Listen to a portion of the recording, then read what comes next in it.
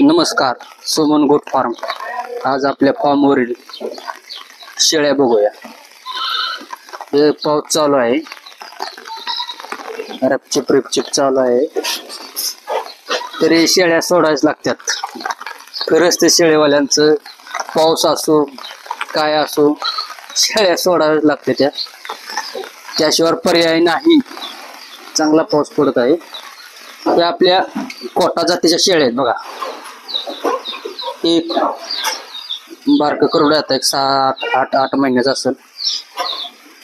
कशा शेळ्या आहेत बघा मित्रांनो.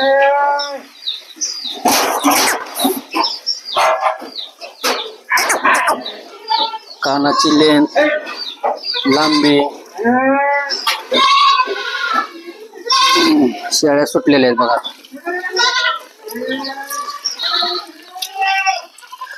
पावसाळा आला की शेळ्या लंगडतातच.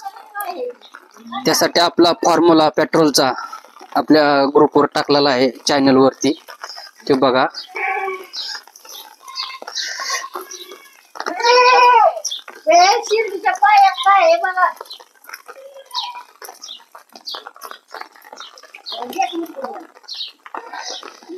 हे बघा काटेवाडी शेळी आहे. ही तिचं पाट आहे. त्या शेळीपासून आता गाभण आहे 1 महिन्याची.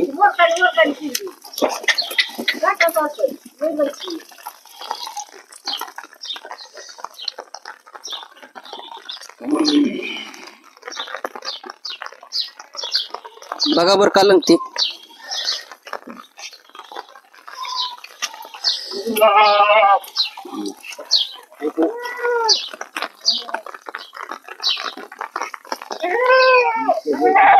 पावसामुळे नाक्या मऊ झालेल्या आहेत, त्यामुळे त्या लंगाडतातच.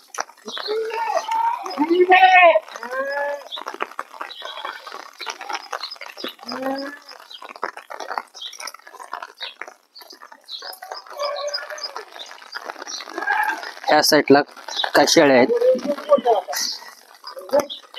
बापू. त्या शेळ्या हंड्र वाटवल्या.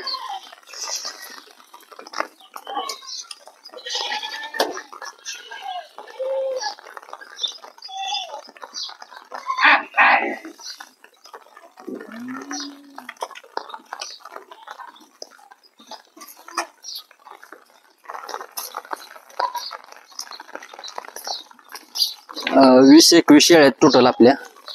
त्यात 2 पाटे आहेत लहान. काही काटेवाडीचे 1-2 शेळ्या आहेत. कोटाच्या 3-4 शेळ्या आहेत. देशी मध्ये 6-7 शेळ्या आहेत. आणि त्यापासून क्रॉस झालेल्या पाटे आहेत. देशी शेळीला बिट्टल बोकडा कोणता आपल्या क्रॉस केलेली ही एक पाट आहे. ही एक पाट आहे. ही दुसऱ्या हाताची 2-2.5 वर्ष. ही एक आहे तिसरी. 3 पाटी आपण बिट्टल बोकडाकडून क्रॉस केलेल्या देशी शेळीला. आपण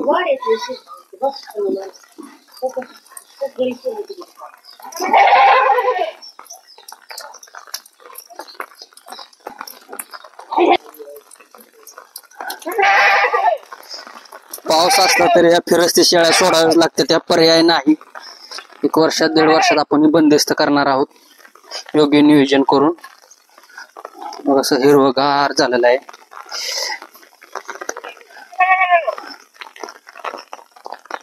आपले एक कुत्रा आहे आणि दुसरं कुठंतरी गेलेलं आहे.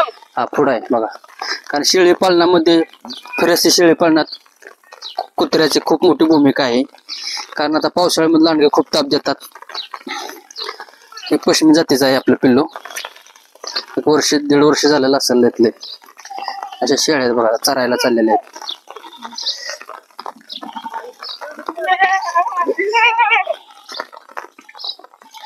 बघा पावसाळ्यामध्ये शेळी लंगडत आहे.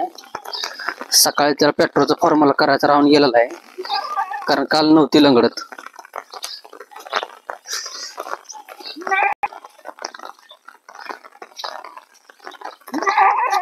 डोंगराला शेळ्या चरायला जाणार आहेत.